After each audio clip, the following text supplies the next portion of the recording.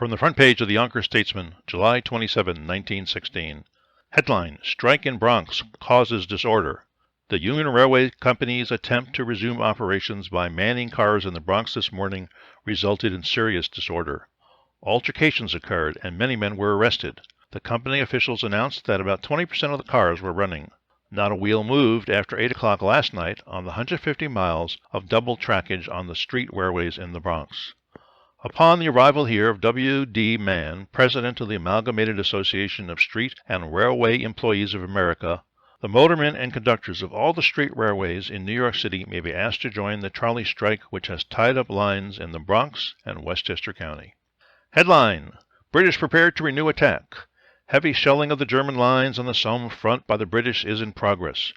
British artillery was active throughout the night, apparently preparing a renewal of attack. The Germans are using quantities of gas and eye-irritant shells. Turkish claims to an advantage over the British near the Suez Canal are denied. Petrograd announced the capture of over 6,000 prisoners Tuesday. After the capture of the Turkish fortress of Erzingen announced yesterday, the Russians continued the pursuit of the Turks. German submarines have started a relentless war against timber-laden vessels in the North Sea. 4 Norwegian ships were reported sunk today.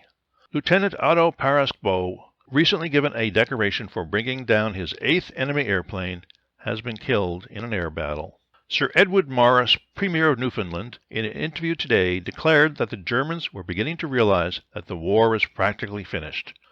Premier Morris has just returned from the section of the Somme front where the Newfoundland detachment is stationed. He said, "The Battle of Verdun, the greatest battle in history, is a victory for France. It is the finest of all her glorious exploits and gives new impulse to the whole nation. German prisoners with whom I talked, officers wearing the Iron Cross, told me that the Emperor and his staff seem to fear that Germany has lost the game. The collapse of Germany is only a question of time. When that day arrives, we must see that the victory won by our arms is not lost by diplomatic negotiations." And that's the news from Yonkers 100 years ago today.